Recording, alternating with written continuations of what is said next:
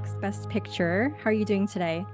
I'm good, thanks. Good. It's so great seeing you. Thank you so much for taking the time to chat with me today. What First of all, what an incredible journey you've been on with Barbie this past year. Not only has it been one of the most joyous movie-going experiences, it's also captured the zeitgeist, and the impact that this film has had on audiences around the world and the industry at large has been phenomenal. Amongst the film's successes, 8 Academy Award nominations, including one for yourself and your performance as Gloria. Congratulations on your Oscar nomination. And I know it's been a couple of weeks. Has it sunk in yet? And how does it feel to be recognized for your work? It's awesome. It's you know, a a crazy childhood dream come true, and um it kind of comes in waves. Like, I just go about my day and then I remember it and go, "Oh, that's happening," and it hits me in different ways all the time. Yesterday I went to the nominees luncheon, Mhm. and that was really wonderful. That kind of made it feel more real, to be in the room with all the nominees, and they line us up like in a class photo, and we take a picture, and to be standing there behind Martin Scorsese and next to Thelma Schoonmaker, and and with all the Barbie um gang like up there, it felt it made it feel more real, and it was really beautiful.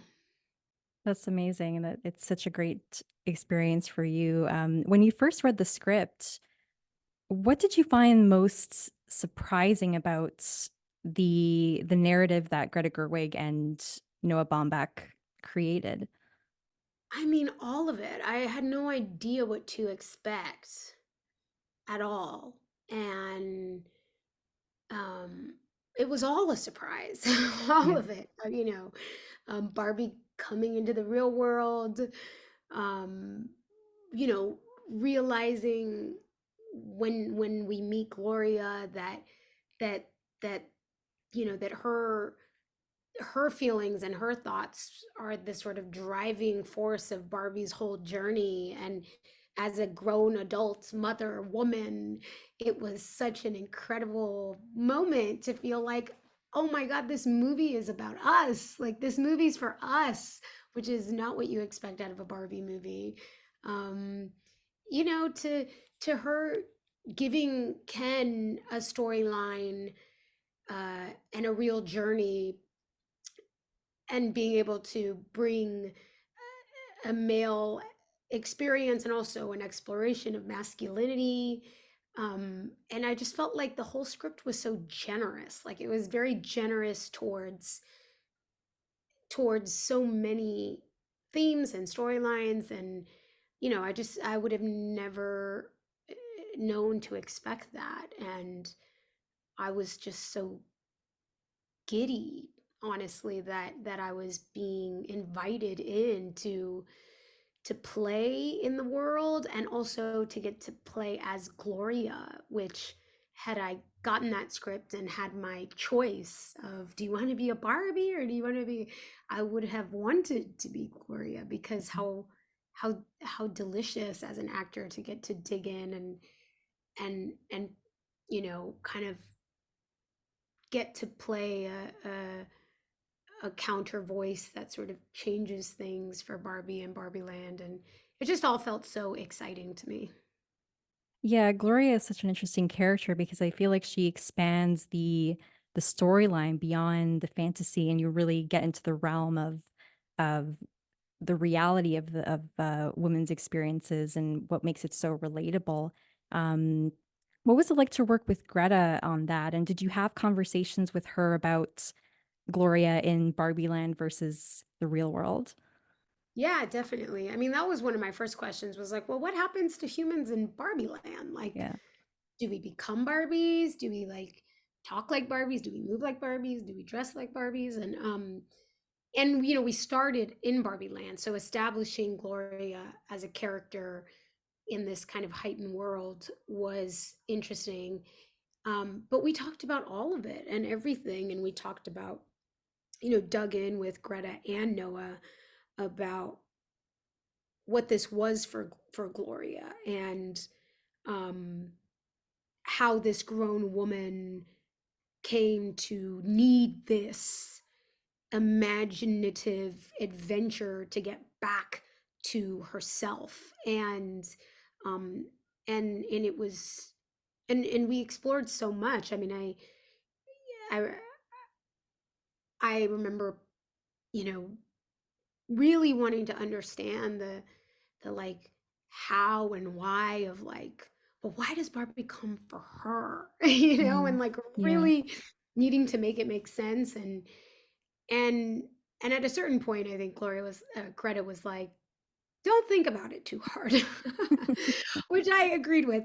But Yeah. also out of that came the kind of that that she didn't have to know necessarily how, but there had to be some sort of rationale for what Gloria thought was possible, right? Mhm. Oh, okay, I see. I started playing with you because I thought that would make me happy Mm. like you, but I ended up making you like me. And, kind of through that interrogation, we got to a rationale that was enough, enough for Gloria to suspend her disbelief and go with it. But we talked about all kinds of things, and for me, it was about understanding how this woman, or why this woman needed to recall her connection to Barbie, Mhm. um, to get her unstuck Yeah. from the reality of life and womanhood in the real world. And I think for all of us, Barbie's a stand-in. Some people grew up loving Barbie, and Barbie is the way that they expressed and had an imagination and felt like, oh, anything's possible. For me, that was performance and music and dancing and making pretend radio shows and, Mhm. anything that had to do with that. But, Yeah. we all, whether we liked Barbie or not, or played with Barbies, which I didn't, we all have our version of like what our portal into anything is possible world. Yeah, and I love that connection with you see it with Gloria, she's sort of finding permission to be who she is and to love what she loves, and Yeah. that it's all okay and that she can embrace the weirdness and the messiness and the, um what makes her her, and that you feel that in your monologue as well. I mean, the double standards that women face, the constant pressures on women to be perfect and to have it all, it's all reflected so beautifully in Gloria's monologue, and which has become so widely shared, especially over these past couple months. And I gotta tell you, every time I went to see Barbie in theaters, I could hear a pin drop during that scene. It was so it was just so foundational, and the way that it lays the truth bare in the way that it does, and so much of that is through your performance as well. How did it feel to say those words, and how did that speech evolve? Were there different kind of versions that you and Greta had went back and forth with? No, I mean, the version that was on the page when I first read the script is largely what I say in the movie. We tweaked things. We maybe added a line or two, maybe removed a thing or two for like streamlining and simplicity. It was like tweaking really and Yeah. kind of perfecting, but it was largely what it was when I first read it. Um and sorry, what was the question? Oh my God, I Oh, blanked. it's you I just your performance is so incredible, and I Oh, was you just said, wondering. how did it feel to say those words? Yeah. Yeah, how did it feel Yeah. to I say those mean, words? I think the only way I know how to do it is to make it incredibly personal. And I think that was not um that it was not, I didn't feel like I was stretching, you Yeah. know, Yeah. to understand those words and to feel like I knew and understood my own version of that. So it was deeply, I think, deeply personal and deeply vulnerable and cathartic and triggering. I mean, I did it so many ways, Mm, and I knew, which I felt like also was such a gift. Greta gave me so much time and freedom and space, and those words do resonate so deeply with me that every time I did it, it triggered something else. You know, there were yeah. takes that took me to laughter, or took me to tears, or took me to rage, and we did it so many different ways. And you know, as an actor, it's such a blessing to have words that where it's just it's all there. I don't have to go digging or, you know, think of a of dead puppies to to feel something, you know. Yeah. I Yeah. can I really just could follow these words and let those words really drop in and pull whatever thread they were going to pull on that give and take. And it was a joy. It was so much fun. As an actor, it felt like swimming in water, and it just Mm. there was no resistance. It was so easy, and the words were the guide. Yeah, the truthfulness of that speech, it really, in addition to the fantastical elements, that's what really stays with you as well when you're walking out of the theater is just how you're able to capture, and Greta as well, the reality that so many women are facing, and that's what really stays with you beyond the theater. I was wondering when you were filming, did you have an idea or did you think about what possible reactions audiences would have to the film itself? And did you have a sense or an idea of just how impactful this version of Barbie would be? Yeah, definitely. I mean, you know, I read the script, and to me it seemed, you know, so brilliant and so unexpected and so joyful and also full of heart. And you know, I went into it not knowing what to expect, and also, you know, not necessarily having some sort of deep connection to Barbie or the nostalgia of that, but Mhm. knowing that, like, wow, I came into this with no feelings, and I came out of it feeling like I was just taking on this incredibly personal journey. And so I had a sense that it might land on people that way. And but honestly, like, while we were filming it, we were having a blast, and it was great. um but it, in a way, you know, there were times where it was like, who knows, like, when this all Yeah. comes together, who knows anything, right? And Yeah. Yeah. but I think the most of us felt like, you know, we're here for Greta's vision, and Greta can hear it and see it, and she knows what it is. And so in moments when I felt like I'm not sure what this is exactly, this scene or this moment, I would just let her guide me, and I just put a lot of, I just trusted that she knew what it was. But you know, I think my instinct was, I think people are gonna be so surprised by what this is, Yeah. and I think people are gonna love it. Yeah. And many people have. Yeah. So when you think about the impact of Barbie and with relation to your career and everything that you've experienced as an actor in this industry, what does the Barbie recognition and this award season mean to you? Well, I I think, sorry, I've done so many interviews now. I'm like, wait, did I already say this? Did I say this to you, or did I say this 20 minutes ago? Um, I mean,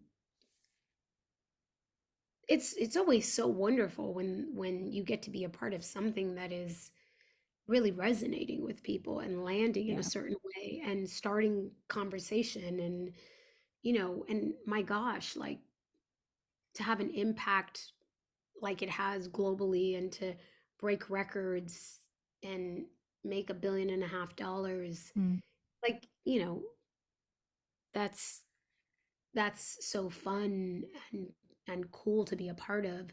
Sometimes it feels too big to really even understand or process. I think for me, it's like I still feel in a way like, you know, a kid who got invited to a really fun party. I'm like, I got to show up and be a part of this joyful, meaningful, like explosion of creativity. And it just feels like a gift to get to be a part of it. And that at every stage, there's just more more to experience and enjoy. And the Oscars will kind of be the end of that, end of our journey in this way. Obviously the film will continue to be watched and impact Mhm. people, and I'm sure we'll keep talking about it, but really the experience of making it and being with this group of people and experiencing the film will be done. And I've started preparing myself for that, like, oh, this Barbie chapter is coming to an end. Yeah. But it's been an incredibly full chapter, and it's been full of a lot of wonderful moments. And I just feel really lucky that I got to be a part of it. Yeah, that's incredible to hear, and I know we're reaching the end of our time here, but before that, I wanted to ask about your upcoming adaptation of Erica Sanchez's novel, I Am Not Your Perfect Mexican Daughter. I was wondering what are you most looking forward to about starting that chapter and making that project,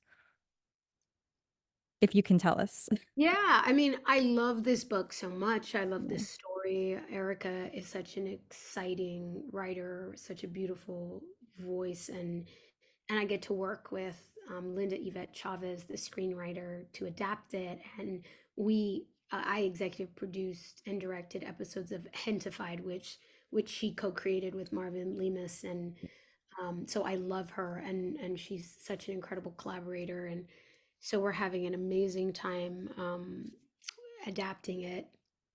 I'm excited about so much. I mean, I have loved my experiences getting to direct and to step into a new challenge of directing a feature length film is really exciting, a little bit scary, yeah, but also just enlivening, like so fun to get to get to be the one to bring this story to life as the director. And so much of it feels really full circle too, of I my first time anyone ever saw me as an actress, I was a 17-year-old girl in a coming of age story. mhm, And it's actually unbelievable to me um you know how few of those followed Real Women Have Curves, seeing yeah. more of that, different versions of it. So to get to at this stage in my career come back around and shepherd another version of that, it's you know they're a very different story, but it is sort of a young 17-year-old Mexican American girl and seeing the world through her eyes. Mhm. That part of it feels really full circle, and I'm really excited to continue directing and discovering, my own identity as a storyteller. Yeah. Well, we're very, very, very excited to see it. America, it was such a pleasure chatting with you. I've been such a fan for a long time, and it's so wonderful to see you in this moment. Congratulations again on Barbie, and thanks again so much for your time, and wish you all the best. Thank you so much. Good luck to you too. Thank you.